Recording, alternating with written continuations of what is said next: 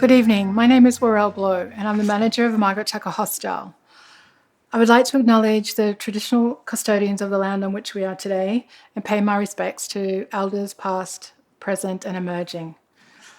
A welcome to country or acknowledgement of country is a way for both Aboriginal and non-Aboriginal people across Australia to honour, thank, and show respect to the traditional custodians of the land.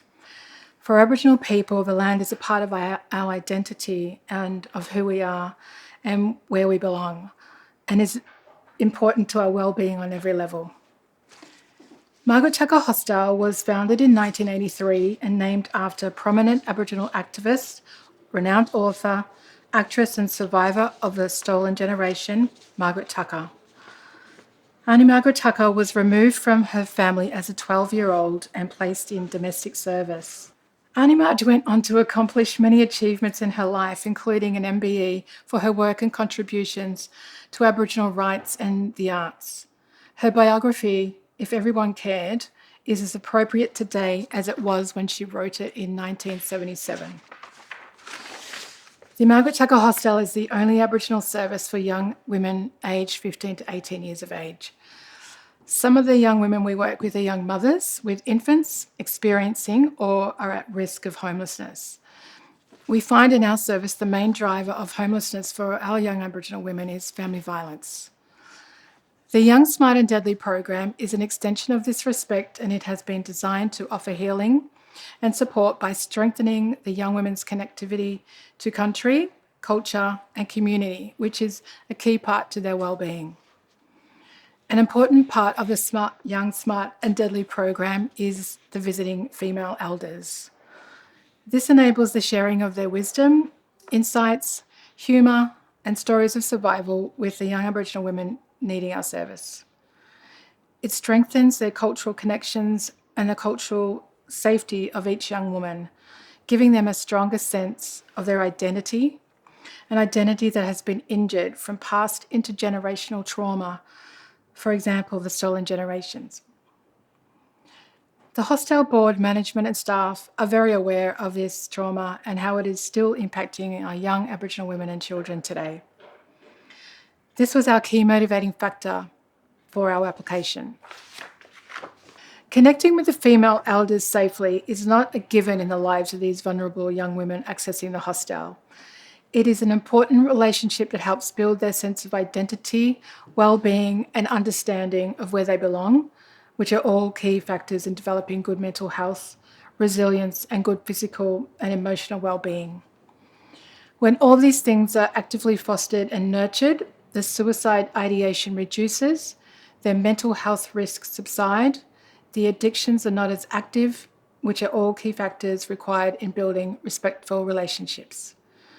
While Aboriginal women are 5 times more likely to experience family violence and be criminalised for poverty-related crimes, it must be noted that Aboriginal women and their services play a vital role in their holistic approach to family violence, where they work with the whole family or collaborate with other Aboriginal community services. We work towards closing the gap targets that all levels of government have been struggling to meet. Young, Smart and Deadly can make a difference to these targets and the lives of the young Aboriginal women who see the hostel as a part of where they belong and a part of their identity. The connection works on many levels and is multi-layered. The Visiting Female Elder program is complemented by the Living Skills program run by the hostel.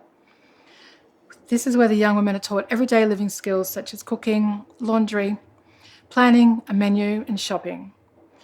They learn how to cook their favourite recipes, and we also provide art and craft activities, which forms our culturally holistic, strengths-based approach in preparing them for independence. Some of the art and craft activities at the hostel include making some toiletry bags, hand and shoulder bags, bum bags and masks. After making these items for themselves, some of the young women felt so proud of themselves and their achievement that they wanted to make them for their community members. These items were made for Mother's Day gifts to their mothers, grandmothers and aunties. These items were also made for future residents coming into the hostel. Another project was an art installation called Her Loving Hands, entered into the Black Dot Art Gallery competition. In the art installation, the baseboard represents the land, the pegs represent the young Aboriginal women, the hands represent Animarge's loving hands, the sphere represents the hostel as the safe place that Animarge created for the young women, and the lights represent the hope we all have for the young women. And when it's lit up, the shadows that the light casts represent the past. We are proud of the many achievements of our current and former residents, including Ruby Red. Ruby recently entered her artwork to the Vogue Challenge as a featured cover for Vogue magazine.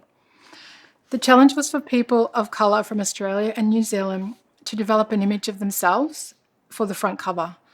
Ruby proudly won position 5 out of 20.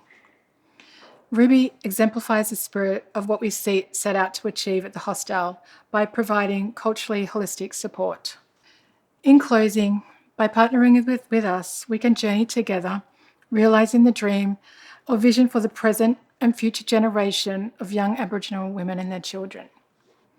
By developing an intergenerational response with closing the gap on key health and wellbeing targets, we create opportunities for these young Aboriginal women and their children to realise more of their potential.